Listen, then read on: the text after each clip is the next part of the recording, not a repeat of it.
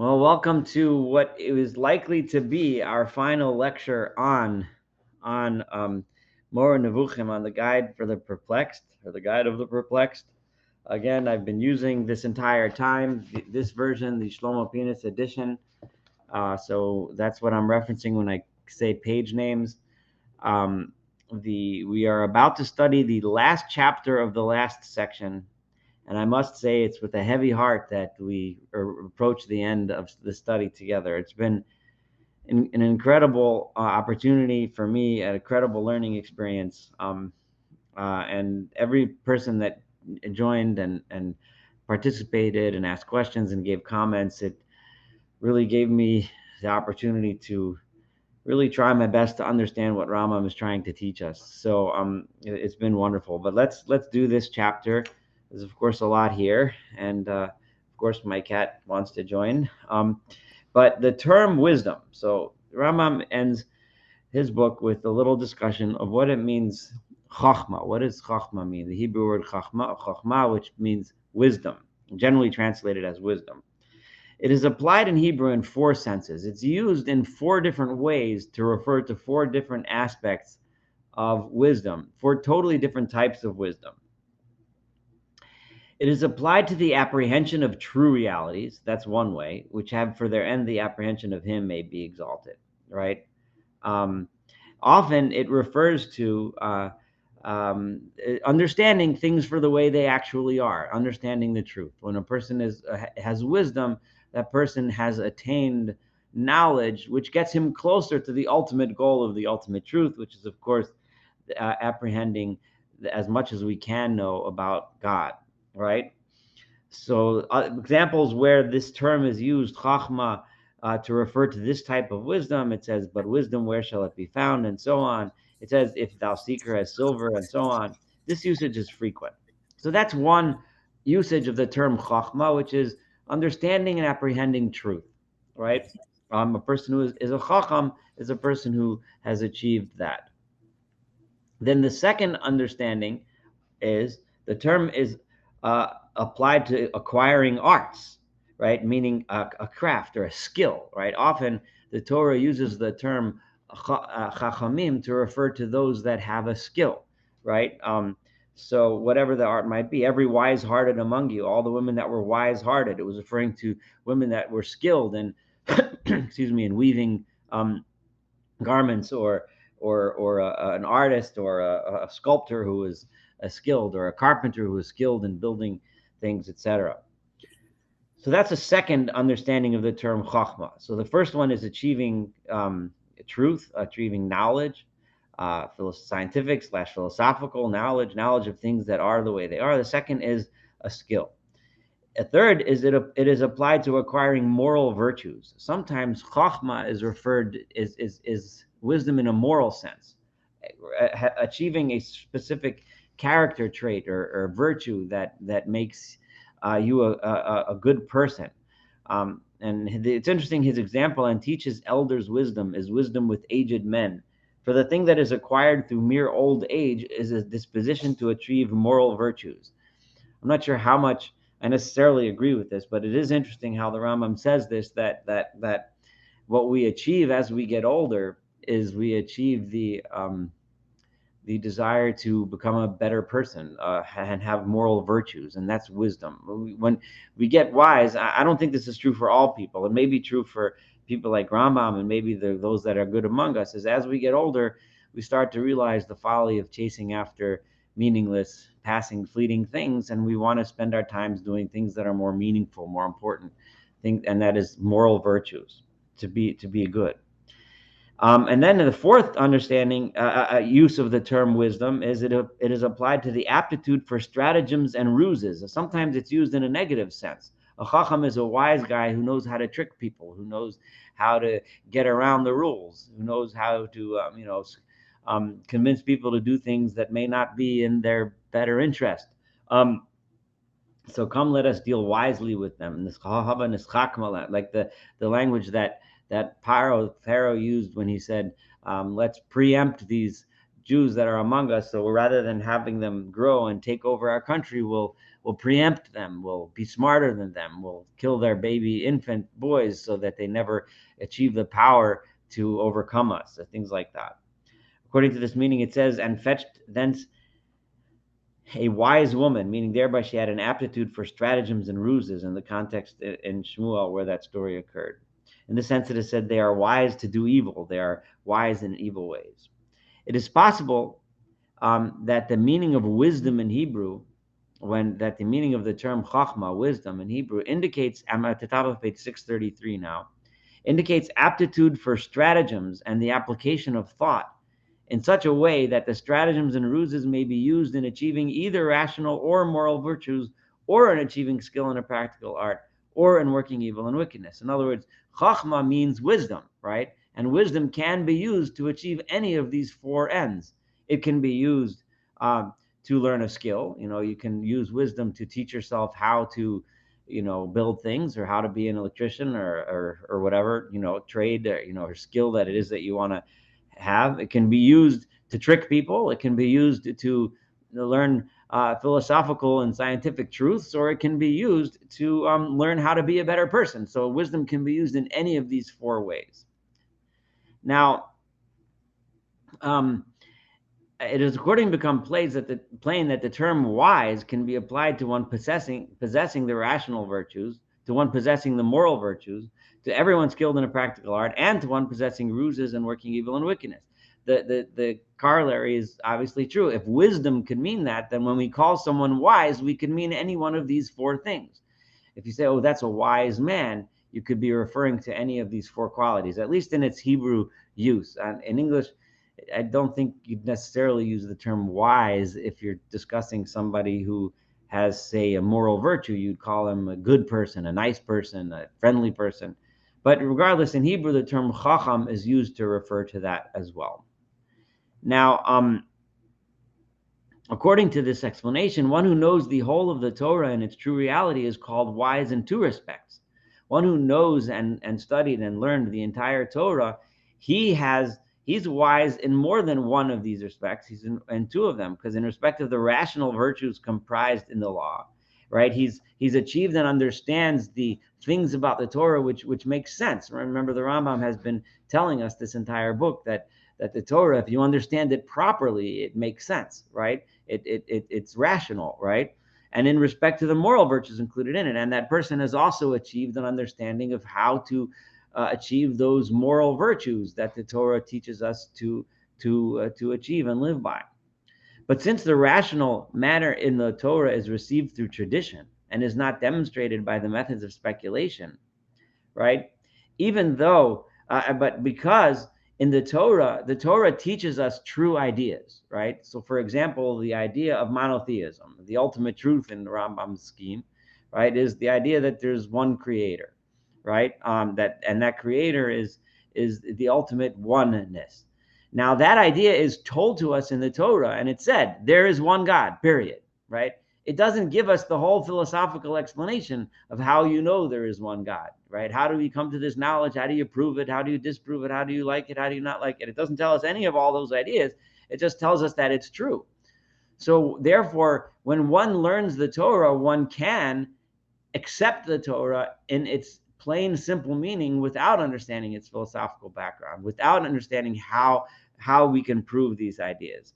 So because the Torah is, even though those ideas that it's teaching us are rational, they're not presented to us necessarily as rational ideas. They're presented to us as traditions, right? This is the Torah that our forefathers kept, and this is what God said, finished, right? So therefore, the knowledge of the Torah came to be set up in the books of the prophets and saying of the sages as one separate species, and wisdom in an unrestricted sense is another species.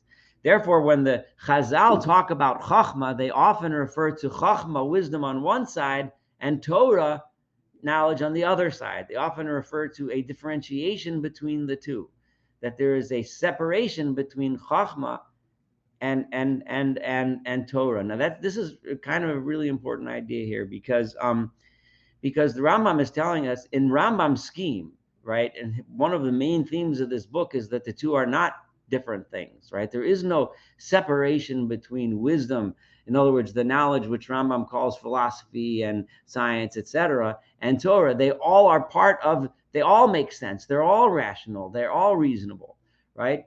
However, because the Torah doesn't present itself that way, Chazal drew a line between the two. Now, this is this is really important, especially because when we start studying the next book, the Kuzari, right, or the Kuzari or the Kuzari, I don't really know what the correct pronunciation of it is. We're going to see how the Kuzari understands Chokhmah and Torah as two separate things, as two things which are somewhat contradictory to each other, setting up the confrontation between science and religion that persists in many circles of religious and philosophical thought to this day. The Rambam, of course, doesn't believe that at all. He's telling us right here that they are one and the same. The Torah's ideas are rational. They are just presented in a way as if we should take them by tradition. But in truth, they're one and the same. But he says, why does Chazal describe them differently? Because of the way the Torah presents them. Therefore, they create this artificial construct as if they're two different things, right? It is through this wisdom in an unrestricted sense that the rational matter that we receive from the Torah through tradition is demonstrated. But Rambam insists that it is wisdom that we can prove that and understand the rational the Torah that we receive through tradition. We can prove it through rational thought. This is Rambam's insistence over and over again that the Torah makes sense and it doesn't conflict with Rambam's understanding of philosophy and science at all. All the texts that you find in the scriptural books that extol wisdom and speak of its wonder and the rarity of those who acquire it, not many are wise, but wisdom where shall it be found, and so on, and many other texts of this kind, right, treat of that wisdom which teaches us to demonstrate the opinions of the Torah. Here Rambam is saying, and don't think that I'm wrong, right? I'm telling you the truth, right? Because you can see in the Torah that the Torah seems to hint that wisdom leads you to understand the Torah better. Wisdom leads you to understand what the Torah means. So they're not two different things. There isn't such a thing as Chachma on one side and Torah on the other. Remember, the Rambam insists repeatedly, there's no such thing as blind faith, right? We don't accept the Torah just because it says so. The Rambam is adamantly opposed to that idea, and he's repeating that here as he's ending his book, because that's one of the thoughts he wants us to remember. And therefore, what the Torah says by tradition is rational, it is wise, right? And it is, even though sometimes Chazal may describe them as opposing matters, it's not true, right? And he tries to prove it with these verses that he just quoted. This is also frequent, and it's not just true from the verses, but it's also true in the sayings of the sages, from Chazal, from the rabbis, may their memory be blessed. I mean, they set up the knowledge of the Torah as one separate species and wisdom as another species, right? They did set them up as if they are two different things. They, may their memory be blessed, say of Moses our master, he was a father in wisdom, father in Torah, father among the prophets. So they divided them into different categories, right? And with reference to its dictum concerning Shlomo, and he was wiser than all men, they say, well, he wasn't wiser than Moshe. So what does it mean that he was wiser than all men? It means all men of his time, in his contemporaries. Therefore, you will find it mentions various sages that traditionally lived in his time, Heman, Chalkol, Dardas, the sons of Mahol, whatever, right? That you find in the book of Kings. These are other wise people, scientists, philosophers, whatever, thinkers, prophets, or whatever of the day. Maybe not prophets, but whatever, who were celebrated then as wise men. The sages, may their memory be blessed, likewise mention that man is required first to obtain knowledge of the Torah, then to obtain wisdom, then to know what is incumbent upon him with regard to the legal science of the Torah, right? First study the Torah and accept it because the Torah teaches it to us. Then the next step, right, is then try to understand the wisdom behind it. And then you can go ahead and try to understand how to apply the laws of the Torah to our daily lives. I mean, the drawings of inferences concerning what one ought to do. And this should be the order observed. And this is exactly how it's supposed to be studied. The opinions in question should first be known as being received through tradition, right? And this is kind of how it goes through in life. A child, right, you teach him there's one God. You're not going to sit down and read the Moreh Nevuchim to him, right, or her, right? You're just going to tell him the Torah says there's one God, okay?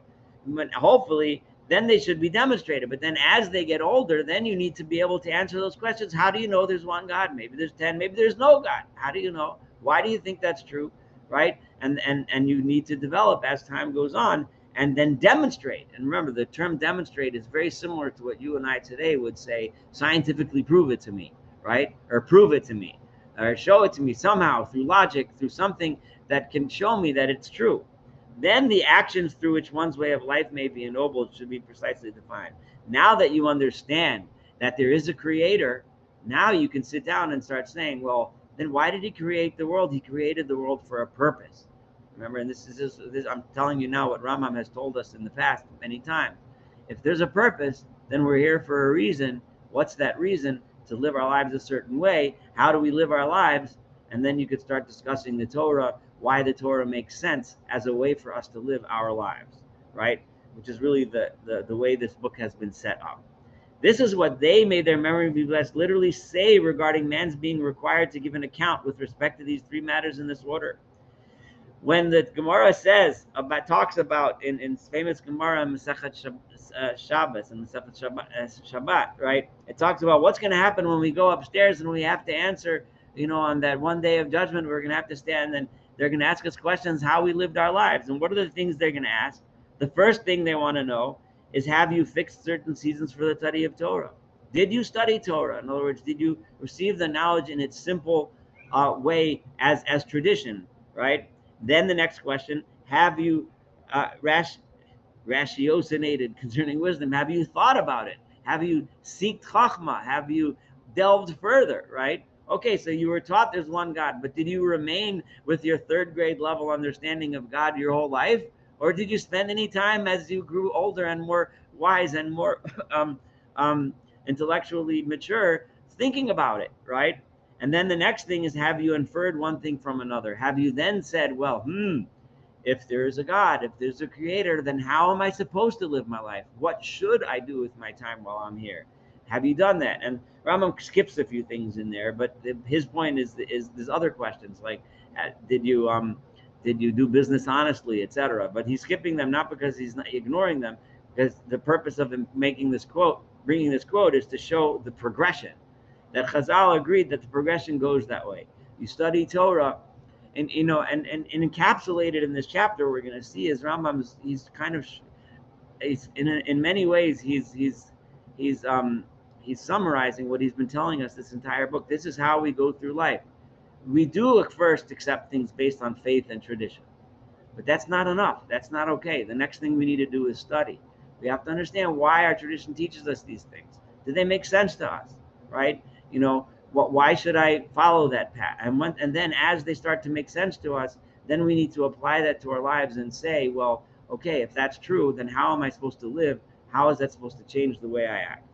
It has thus become clear to you that according to Chazal, the science of the Torah is one species, it seems, kind of not like what he asserted before, right? That the science of the Torah is one and wisdom is a different species, right? Being the verification of the opinions of the Torah through correct speculations, right? It sounds like, right, this is contradicting what I said before. Rambam is asking a question on himself. It sounds like there's two things. There's Torah, which you accept because it says so, right? Tradition, it says so. And then there's wisdom when you try to go beyond that and so on. It sounds like two different categories. After we have made all these preliminary remarks, hear what we shall say. Now I want to make my point with which I'm going to end this book. And now I made these points. I want you to bear those in mind so that as a preface to the points I'm trying to make. The ancient and the modern philosophers, right, have made it clear that the perfections to be found in man consist of four species. There's four different types of things that make us perfect, right? There's four things. When he says perfect, it's not really in the way that we use the term perfection today, but achievements, things that we accomplish and achieve and do in our lives, right? And there's four types. The first and the most effective, the first thing that we achieve, which is the least important and the most, we're calling it defective, but the least important and the most problematic, right? But with a view to which the people that spend their lives, right? Other than it's not problematic if you're looking at just how people actually spend most of their time in their life, is the perfection of possessions, is the things we have, the things we own, and not just, literally own, but the things that we accrue to ourselves in our lifetime, right? That is what belongs to the individual man, is of his money, his garments, his tools, his slaves, his land, and other things of this kind, right? That's what we spend most of our time doing, acquiring stuff and things. And this refers to all the things we acquire, or whether it's our reputations, whether it's our skills, but all those things that we keep doing and using just to achieve things. And that's what drives most of our behavior, and that's what we use most of our time doing and accumulating, right? A man's being a great king also belongs to the species of perfection. If a person becomes the best, he's the king, he's the leader, he's the boss, he has all the money, he has the big palace, and everybody bows down to him. He's achieved the highest level that you can get in this realm of achievements. Between this perfection and the individual himself, there is no union whatever. There is nothing when the things that I have nothing actually to do with me, right? There is only a certain relation. There's some relation, in the book it says, on the title of my car, it says Saul Weiner owns this car, but that's just about it. That's the only connection, the real connection between me and that vehicle. Most of the pleasure taken in the relation is purely imaginary. I love the fact that when I go to sleep, I think I have a nice car. It's great. It's wonderful. I'm such a cool guy because I have a great car. But ultimately, do you really have anything? Right? I refer to one saying, this is my house, this is my slave, this money is mine, these are my soldiers, I have the biggest army, I have the most powerful army, I have the greatest country, I have the great blah, blah, blah, blah, blah, blah, blah, right? For if he considers this his own individual self, if you start getting confused between what's your possessions and what's actually you, he will find that all this is outside himself, and that each of these possessions subsists as it is by itself. Whether or not you're around, that car would still be around. Some other guy would be driving it, right? Whether or not you think you're the greatest king in the world, if you weren't around, some other guy would be the king, and the country would still, the world would still go around. The sun would still rise in the east in the morning, right? And he will find that all, it's not you, right? It's nothing to do with you, right? Therefore, when the relation referred to has been abolished, when our time comes, the end of the show comes, right? There's no difference between the individual as a great king and the most contemptible of men. You could be the street sweeper, you can be the king. We all end up in the same grave, right? It doesn't really make that much of a difference, right? Though nothing may have changed in any of the things that were attributed to him.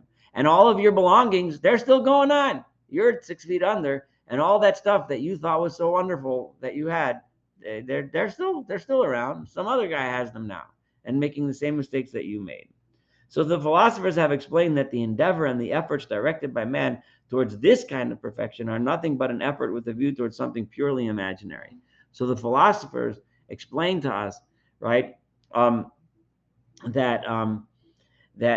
when we pursue and spend our efforts and our energy pursuing these kinds of things, ultimately we're imagining things. We're imagining, oh, if only I had that car, if only I had that house, if only I had more money in my bank account, if only my 401k has $10 million instead of $5 million. All those things in the end of the story, right? That's imaginary things that go poof.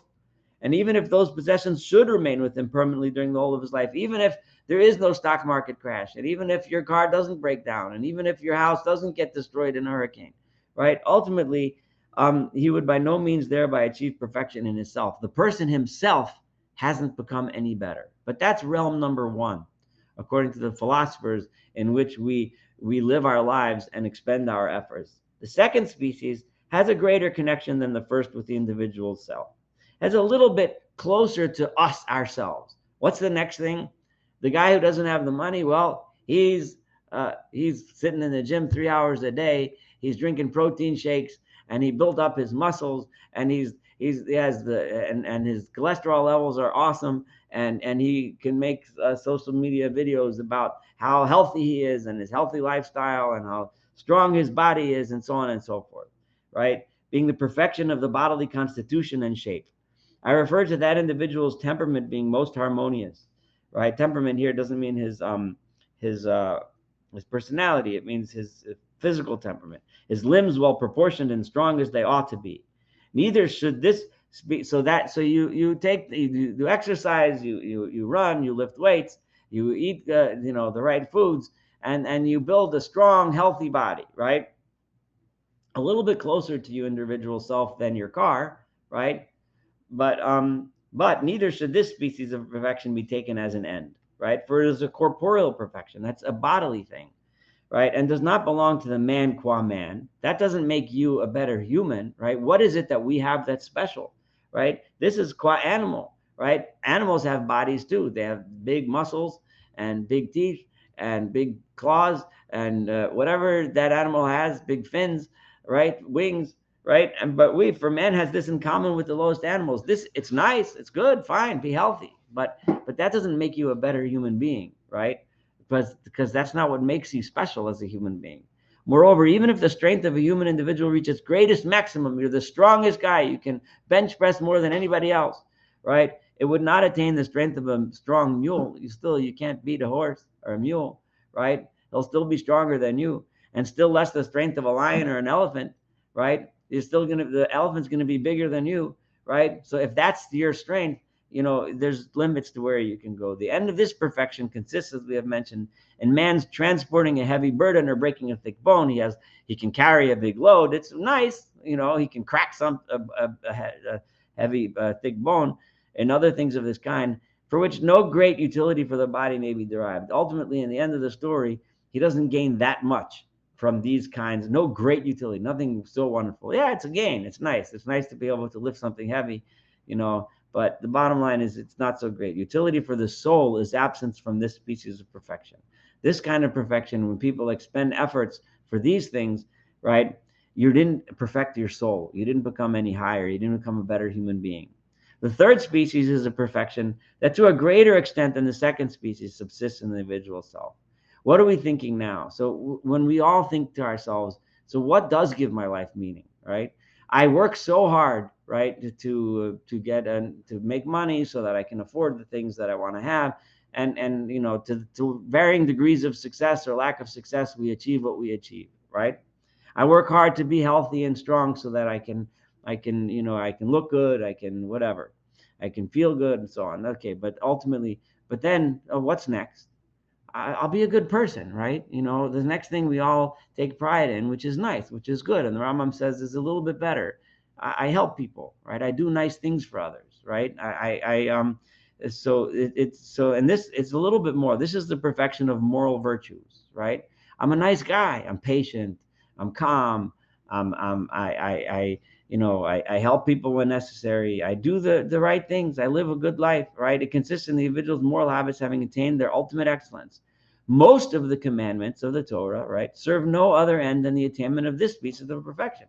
This is no small matter. The Torah commands us over and over again to achieve these good traits, to become good people, right? But I want to, before I continue reading from him, is something that it's a thought that occurs to me sometimes.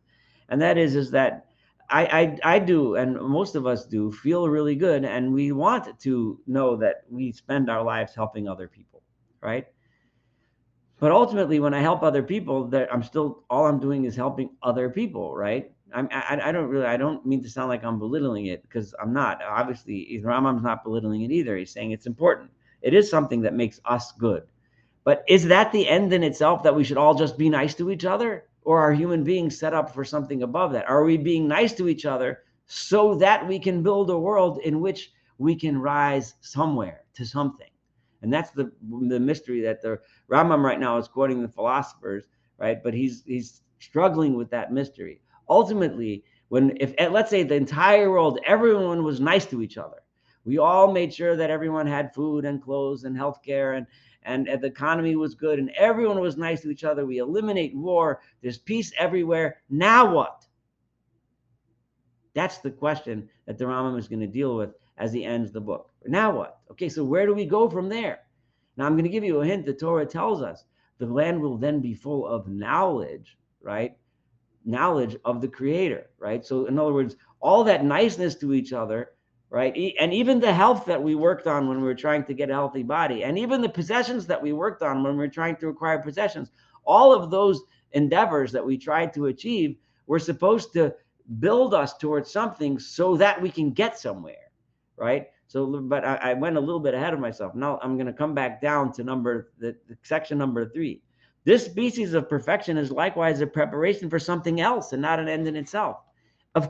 When we are nice to each other, we're preparing for something. We're setting up a world in which we can all partake and participate in something, in a project of something, right? We want people to be healthy and strong and nice to each other so that we can cooperate and achieve something. What is that something? And we'll get there.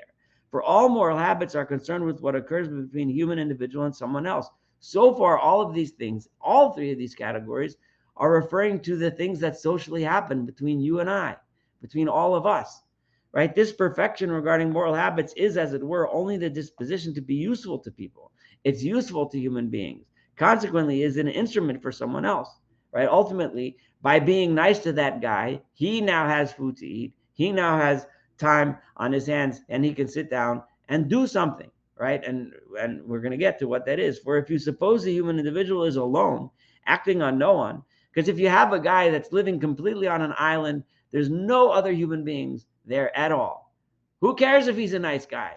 Who cares if he's an idiot, right? It makes no difference, right? Nobody cares, right? So being nice is wonderful, but it can't be the end all of everything. If you are alone on a mountaintop, who are you going to be nice to, right? You can be selfish, you can be not be selfish. Nobody cares, right? For acting on no one, you will find all his moral virtues are in vain and without employment and unneeded. Being a charitable guy when there's nobody poor around is useless, right? And that they do not perfect the individual in anything. It doesn't make you better, right? For he only needs them, and they again become useful to him in regard to someone else, right? The fourth species, according to the philosophers, remember he's still saying, is true human perfection. It consists in the acquisition of the rational virtues. Is that level when we achieve the rational virtues, meaning our aspiration to truth. Now, in modern terms, we would call this something else, and that is the cultural, scientific, spiritual knowledge that humanity achieves as humanity, right? For example, sometimes people debate, what do we need to have a space race for? What do we need to have the arts for? What use is it the arts? Right? What do you various forms of human endeavor? People say, what's the point, right? It doesn't pay the bills, right? What they're missing when they say those things is they're missing that, no, that is the point, right? We pay the bills so that as human beings we can rise above that and achieve something greater, right? The Rambam called it intellectual knowledge of God, but the truth is I will submit that this refers to all of the incredible achievements that humanity is capable of doing when we're charitable with each other, when we get along with each other, when we acquire possessions like he described in order to help each other, when we acquire health and prosperity for our bodies so that we can have the freedom to achieve those things. All of those things, that's the point. That is our drive towards finding truth. That's the ultimate human endeavor, which we're aiming towards, which we're going towards, and which we dream about when we dream about that future time of Malaha Aretz Deah, the world will be filled with knowledge. That's what we're going to, right? I refer to the conception of intelligibles, which teach true opinions concerning the divine things. Remember, divine things, the Rambam's not talking about angels flying around with white wings, right? He's talking about the things, the energies, that power and the universe that we see, the laws of the universe that govern all the things that happen, right? Achieving that knowledge is important in and of itself because it's uniquely the most human thing that we can be. It's not and it's not dependent on anything other than us doing it, right? This is in true reality the ultimate end. This is the actual point. This is the end to which we are striving. And the Rambam is describing here nothing less than what he believes the religious trajectory of world history is supposed to be. He's describing nothing less than what would otherwise be described as the days of Mashiach or the world to come, or etc. He's describing the ultimate end. The point to it all is that we as humanity should go through those first steps in order to achieve the first three steps, in order to achieve the fourth step, right? To find truth, so that we should be involved in this pursuit of only truth, right? And it gives him permanent perdurance. Through it, man is man. That's how humanity reaches his ultimate achievement as being a true human being, right? Not subservient to the other tribes that led us in the first the first three. If you consider each of the three perfections mentioned before, you will find that they pertain to others than you, not to you, right? All of the first three are all involved in how we interact with other human beings, even though according to the generally accepted opinion, they inevitably pertain both to you and to others, right? Ultimately, they really matter only how we relate to other people, right? This ultimate perfection, however, remember the Rambam has said on other occasions throughout the book, that all of those things are very important, right? That's why he said over here too, the Torah tells us to do all those mitzvos between the human and other human in order to build a world in which we can achieve the ultimate intelligibles of truth, like he's saying now. This ultimate perfection pertains to you alone. Ultimately, where can we achieve that? That's something that each of us as an individual has to do. And what the Rambam is saying here, and you have to understand this, it's a very important point, that ultimately this is something that you and I individually need to achieve. And when we do achieve it, that's our own world to come. That's our own salvation. When we use our own lives to get there.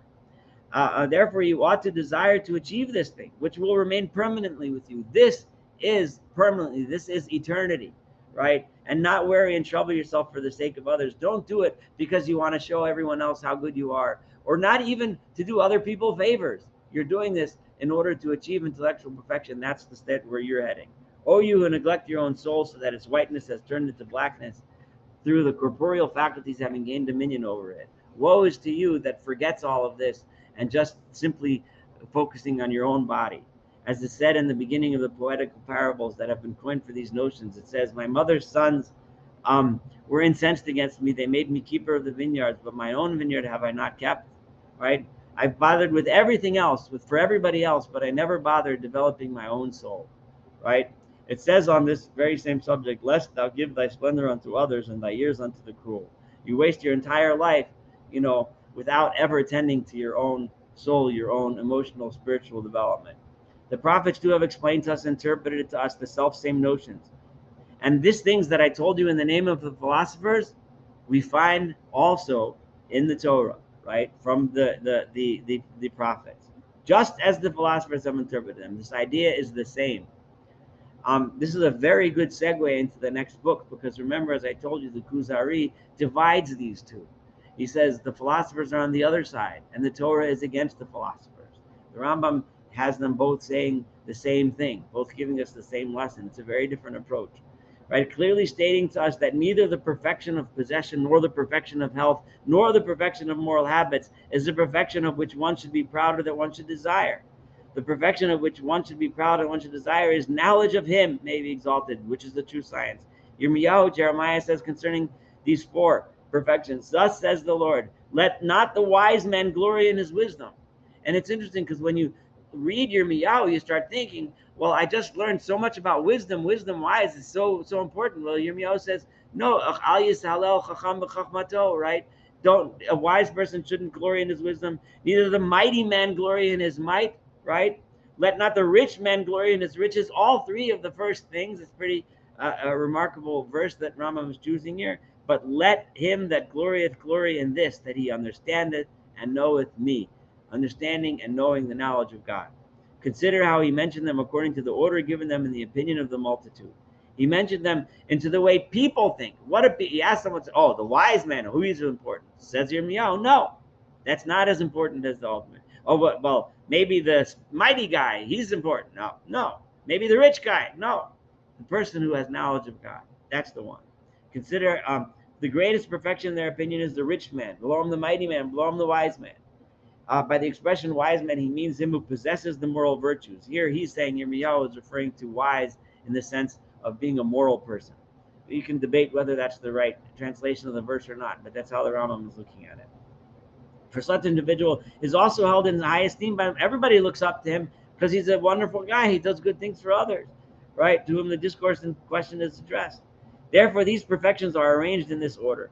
The sages, may their memory be blessed, apprehended from this verse the very notions we have mentioned and have explicitly stated that which I have explained to you in this chapter, namely that the term wisdom, chachma, used in an unrestricted sense and regarded as the end, if you're using the term chachma, wisdom, to refer to Wisdom alone as its own end means in every place the apprehension of him. It always refers to apprehending God.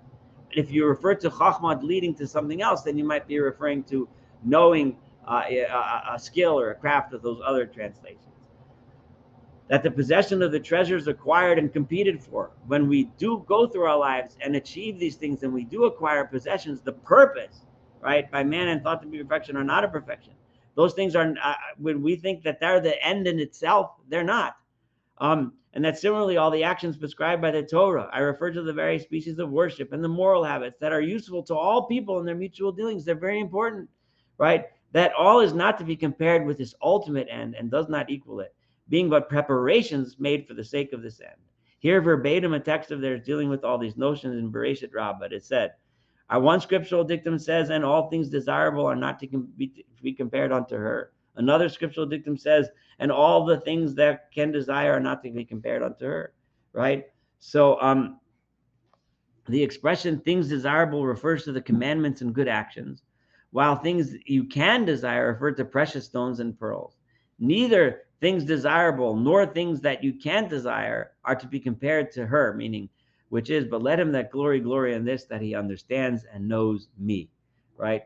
That knowledge that we achieve together as human beings, that knowledge that we achieve individually on our own, as we try to study and learn and know truth, that is nothing compares to that. Consider how concise is this saying, how perfect is he who said it, and how he left out nothing of all that we have mentioned and that we have interpreted and led up to at length. So, as usual, the Rambam likes to bring scriptural verses to support his idea, especially when he says an idea which he knows some people might object to. And then he brings, a saying in Chazal that supports his idea. And he's repeatedly done that same pattern. So he did it here. As we have mentioned this verse and the wondrous notions contained in it, and as we have mentioned the sayings of the sayings, like we just said, we will complete the exposition of what it includes. Now I'm going to tell you what is the Chazal, what are the prophets, and what are the philosophers all trying to teach us, right? For when explaining in this verse the noblest ends, he does not limit them only to the apprehension of him may be exalted. For if this were his purpose, he would have said, but let him that glorieth glory in this, that he understandeth and knoweth me, and have stopped there. Or he would have said, that he understandeth and knoweth me, that I am one. Or he would have said, that I have no figure, that there is none like me, or something similar, right? You would have achieved some philosophical level of knowledge about the nature of God. But he says that one should glory in the apprehension of myself and in the knowledge of my attributes, by which he means his actions. So the Rambam is taking this one step farther. Yes, you're supposed to know God. But when you know God and you understand the attributes that we attribute to God, the 13 attributes that we attribute to him, once you know him, then you start living those attributes. You start becoming those attributes, right? Show me now thy ways and so on. In this verse, he makes it clear to us that those actions that ought to be known and imitated are loving kindness, judgment, and righteousness. So it's going for full circle. Yes, we do the Torah and we do all those things, actions between man and fellow man, right? But all of that eventually leads to a world in which we can try to achieve higher and higher levels of knowledge. And once we get to the height of knowledge, what do? We become that knowledge and we live that knowledge. And that knowledge is loving kindness, judgment, righteousness, right? And here judgment means justice. He adds another corroborative notion through saying in the earth, this being a pivot of the Torah. And it's not judgment and righteousness that's up there in the heavens, but it's judgment and righteousness that's right down here on the earth that we live in, right? So remember, Rambam is telling us about this world to come, but he, consistent with how he halachically describes that time in Mishnah Torah, that world to come, this incredible grand vision of the future that he's painting out to us is happening right here, right, in our own lives, if we live this kind of life. When we achieve that knowledge, then we practice a life of loving kindness, right? The matters are not as the overbold opine who think that his providence may be exalted terminates at the sphere of the moon, right? In other words, God's, up there in heaven. That's where he is. That's where we're supposed to act this way. And that the earth and that which in it are neglected. He doesn't care what's happening down here. The Lord has forsaken the earth. Rather, as has been made clear to us by the master of those who know, that the earth is the Lord's. He means to say that his providence also extends over the earth in the way that corresponds to what the latter is. just as his providence extends over the heavens. There's no dividing line. Remember the scheme of the Aristotelian scheme, where the sublunar world is the realm within we live in. The sphere within which the moon rotates, that's another sphere, and then the sphere with the other planets and the sun, etc., rotate within those spheres. Now, but no, God extends all the way down to our sublunar realm where we live, right? This is what it says, that I am the Lord who exercises loving kindness, judgment, and righteousness in the earth. Then he completes the notion by saying, for in these things I delight, says the Lord. He means that it is my purpose that there should come from you loving kindness, righteousness, and judgment in the earth in the way we have explained with regard to the 13 attributes, namely, that the purpose should be assimilation to them, and that this should be our way of life. That ultimately, when we learn and know God, then we absorb the ways of God, and those ways are Kel Racham, God of mercy, Chanun, God of kindness and grace, God of compassion, etc. Thus, the end that he sets forth in this verse may be stated as follows. This is the bottom line. It is clear that the perfection of man that may be truly be gloried in, and I turn to page 638, is the one acquired by him who has achieved in a measure corresponding to his capacity apprehension of him may be exalted, and who knows his providence extending over his creatures, as manifested in the act of bringing them into being. Remember, the Rambam is telling us, he told us a couple of weeks ago, the ultimate kindness is our very existence itself, right? If the universe has a creator, right, that means that he could have decided not to create. So our very existence itself, right, is the greatest act of kindness, right? And in their governance as it is, the way of life of such an individual. And now that you've achieved that, how do you live? After he's achieved this apprehension, will always have in his view loving kindness, righteousness, and judgment through assimilation to his actions may be exalted, just as we have explained several times in this treatise, like the Rambam is reiterating. This, and here we come to the final words, right? This is the extent of what I thought fit that we should set down in this treatise. It is a part of what I consider very useful to those like you. Remember, he's writing to his student, Joseph. Remember, going all the way back to the beginning when we studied together. This book was written in the form of letters to his student. So again, he's addressing his student directly. I hope for you that through sufficient reflection, you will grasp all the intentions I have included therein, with the help of God may be exalted, and that he will grant us and all the people of Israel, being fellows, that which he has promised us, that the eyes of the blind shall be opened, and the ears of the deaf shall be unstopped. The people that walked in darkness have seen a great light. They that dwelt in the land of the shadow of death, upon them hath the light shined. Amen. And then Rambam writes a kind of a paraphrase in his own words, a little poem. I guess in Arabic it probably had a little better meter to it. But either way, God is very near to everyone who calls, if he calls truly and has no distractions. He is found by every seeker who searches for him, if he marches toward him and goes not astray. The third part has been completed with the help of God, and with its completion there has been completed the guide of the perplexed. And that's how the Rambam ended the book. Those are the Rambam's words. So here he kind of summed up, this was a little summary of everything that he wrote, and the purpose and the point ultimately of why all this achievement, not just for intellectual, edification, so they now know something. Oh, now I really know that God is one because I've read every book of philosophy on the planet. But if you really know, then you absorb it and you live that way, right? And that's the bottom line, because that's what God really wants from us. And here we are at the end.